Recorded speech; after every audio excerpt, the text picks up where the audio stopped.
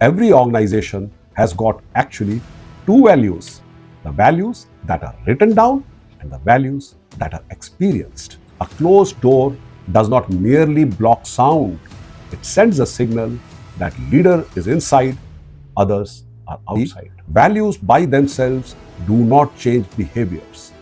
Values describe the culture that you aspire for, but they do not create the culture which your team experiences every day.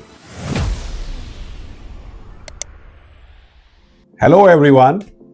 Imagine a new employee joins your organization today.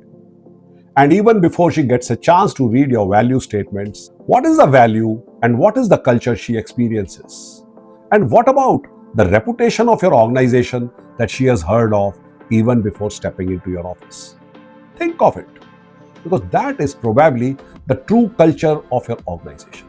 And I've seen many organizations spend enormous effort in defining their values and then communicating them through posters, conducting town halls, digital promotions, and so on. And yet, most leaders are left wondering why the culture in their organization is not truly reflecting the values they aspire for. The answer to this is fairly simple.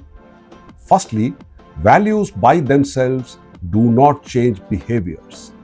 Values describe the culture that you aspire for, but they do not create the culture which your team experiences every day. And secondly, every organization has got actually two values: the values that are written down and the values that are experienced. The written and the experienced values. And employees always have clarity on what are the lived values in the organization. The next point, which is very important for leaders to keep note of, is that leaders are always shaping the culture, intentionally or unintentionally. It is by way of where leaders pay attention. What is it that leaders measure? What is it that they reward? And what is it that they overlook, they allow? And we can say that people don't just learn behaviors and culture by listening to leaders, but more by observing and watching what leaders do. Let me now share something from my personal experience. In 2014, I joined a cement company as the business head. And within the first few days, I made a trip to our oldest and the largest cement complex in Rajasthan. This complex had a very rich legacy. But as I landed, it became clear to me that departments were working within their fixed boundaries. The departments were working in silos.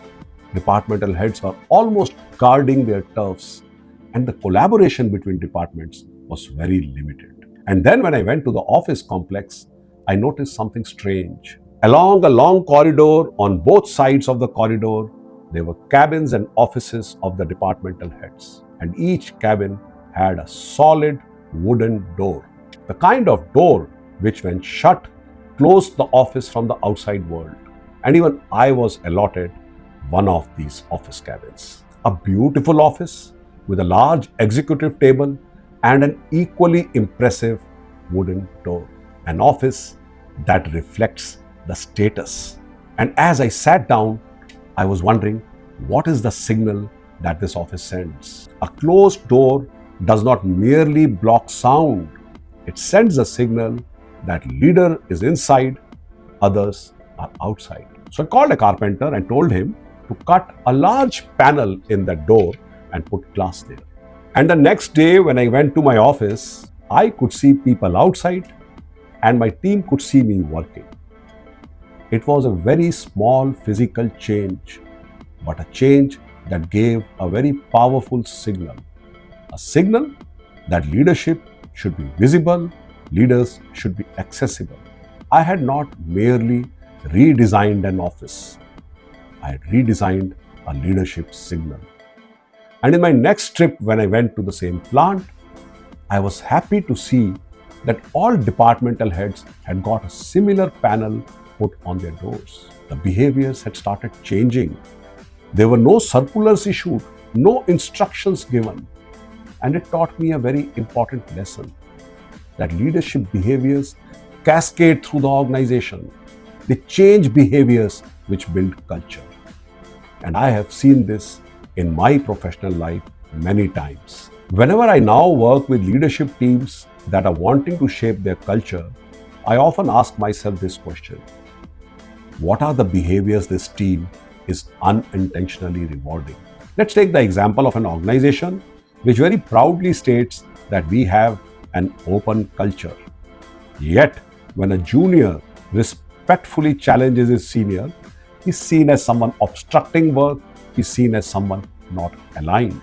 The message to the team is that silence is safer, honesty is not. And therefore, in such an organization, silence becomes the lived culture while openness stays as the stated culture. And if you have been watching my series on culture, you will recognize this through ACT framework. Leaders' actions create consequences, and repeated consequences build traditions. And that is how culture evolves. It does not evolve just by mere communication, but by the consistent reinforcement by the leaders. And therefore, as you design your next values campaign, pause and think: what behaviors are your leadership team consistently reinforcing? Before we conclude today, I'll ask you the same question with which we started. Imagine your next new employee has finished her first week in the office. What is the culture she has experienced?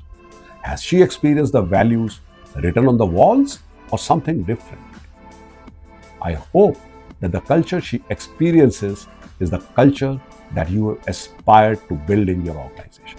So we end today, and in the next episode, we are going to explore that how can leaders measure culture?